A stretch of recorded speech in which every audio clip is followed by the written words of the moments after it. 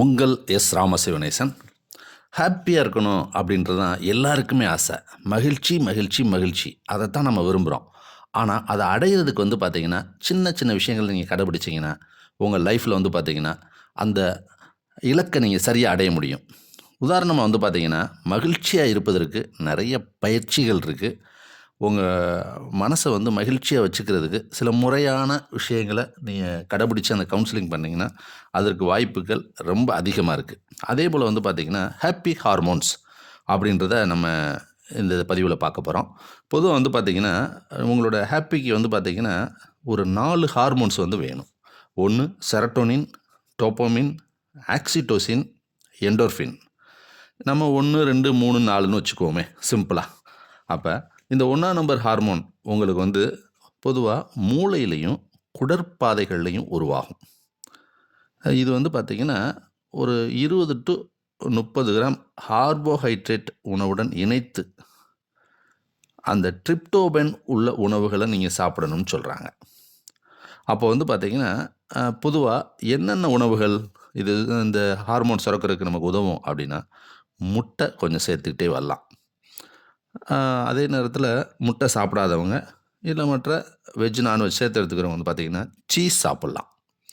Soya, கொட்டை வகைகள், அன்னாச்சி பழம், பூசணி விதை, சாலமன் ஃபிஷ்ஷன், மத்தி, காணாக்கழுத்தி மீன், அதே போல் பழுப்பு அரிசி, பீன்ஸ் இதெல்லாம் பார்த்திங்கன்னா உண்ணும்போது வரும். அதே போல் நம்மளுடைய இந்த ஹார்மோன் சரியாக இருக்கிறதுக்கு உங்களுடைய செயல்பாடுகளும் முக்கியம்னு சொல்லுவோம். உதாரணமாக மற்றவருக்கு உதவும் போது நமக்கு ஒரு ஃபீல் வருதுட்டிங்களா, அதில் கூட செரட்டோனின் சுரக்குன்றாங்க. அடுத்து நம்பிக்கை, பிலீவ் ஸ்ட்ராங்காக உள்ளவங்களுக்கு ஒரு விஷயத்தை நான் செஞ்சுட்டேன் அப்படின்னு அந்த சாதன உணர்வு உள்ளவங்களுக்கு பார்த்திங்கன்னா இந்த செரட்டோனின், ஆக்சிடோசின், டோப்போமின் 3மே சேர்ந்து சுரக்கும். அடுத்து இந்த பேசி சிரிக்கிறது நல்லதுங்க. அடுத்து ஃப்ரூட்ஸில் பார்த்திங்கன்னா வாழைப்பழத்தில் கொஞ்சம் இருக்குது. ஸ்ட்ராபெரி, தர்பூசணி, கொடமிளகா, தக்காளி, அவகடா இதெல்லாம் கொஞ்சம் கொஞ்சம் நீங்கள் சேர்த்துக்கிட்டே வந்துடுங்க. அடுத்து உங்களுக்கு இதோட வேலை பார்த்திங்கன்னா இந்த மூட் ஸ்விங் கொஞ்சம் கண்ட்ரோல் பண்ணும். அடுத்து நல்ல நினைவாற்றல் தரும்.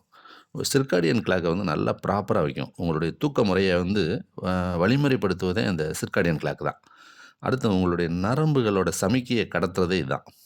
அப்போ இது சரியாக இருந்தால் மனப்பதட்டம், மன அழுத்தம், செரிமானம் இல்லை இதெல்லாமே சரியாகும். அடுத்து உணவு போக உங்கள் உடம்புக்கு பார்த்திங்கன்னா நீங்களே ஒரு சின்ன மசாஜ் பண்ணிக்கலாம். அடுத்து சூரிய ஒளி மிக மிக அவசியம். சன்லைட்டில் இருங்க. அடுத்து எக்ஸசைஸ் கொஞ்சமாவது பண்ணுங்கள். அடுத்து நல்லா ஒரு சின்ன டான்ஸ் பண்ணுறது, ஒரு சைக்கிளிங் பண்ணுறது, நீச்சல் பண்ணுறது இதுலேயும் பார்த்திங்கன்னா ஆக்டிவேட் ஆகி செரோட்டோனின் சுரக்கும். இது 1ஆவது ஹார்மோன். 2ஆவது ஒன்று பார்த்திங்கன்னா டோப்போமின் ஒன்று இருக்குது. இது பிடிச்ச விஷயங்களை செய்யும்போது உங்களுக்கு நல்லா ஆக்டிவேட் ஆகும். பொதுவாக சத்தான உணவை இது ரொம்ப ரசித்து சாப்பிட்றது, நல்லா தூங்குறது, யோகா, எக்ஸசைஸ், புதிய ஒரு விஷயத்தை நீங்கள் கற்றுக்கிட்டிங்கன்னா டோப்போமின் நல்லா சுரக்கும். அடுத்து புக்ஸ் ரீடிங் உங்களுக்கு பிடிச்சதாக இருக்கணும். இதில் எனக்கு நல்ல தகவல் கிடச்சிருச்சு அப்படின்னு உங்களுக்கு மைண்டில் ஒரு கிளிக்காக இருந்ததுன்னா உங்களுக்கு டோப்போமின் சுரக்கும்.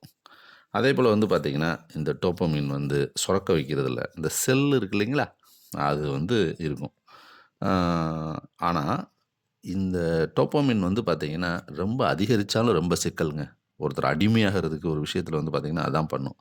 இன்றைக்கி பார்த்திங்கன்னா முன்னால் பார்த்திங்கன்னா ட்ரக் அடிஷன்னுவாங்க. இப்போ பார்த்திங்கன்னா எல்லாமே இந்த செல்லுக்கு அடிஷன்றது ரொம்ப இருக்குது.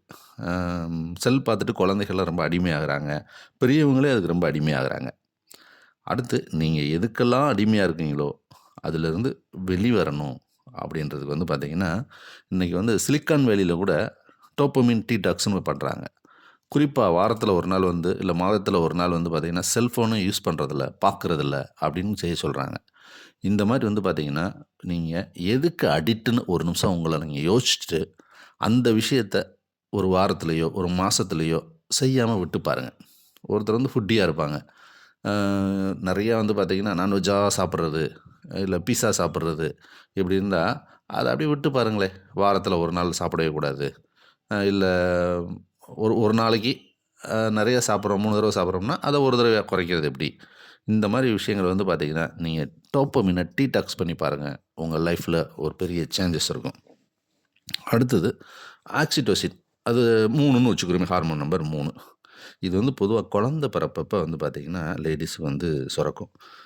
இது வந்து பார்த்தீங்கன்னா, ஒரு லவ் ஹார்மோன்னு சொல்லுவோம். இந்த ஆக்சிடோசின் வந்து ரீப்ரொடக்டிவ் சிஸ்டத்தை வந்து நல்லா பண்ணும். ஹியூமன் பிஹேவியரை வந்து பார்த்தீங்கன்னா, இது ரொம்ப கண்ட்ரோல் பண்ணக்கூடியது. தாலமஸ்ன்னு சொல்லுவோம். அது தயாரித்து பிட்யூட்டரி சுரப்பு வழியா ரிலீஸ் ஆகும்னு சொல்லுவாங்க.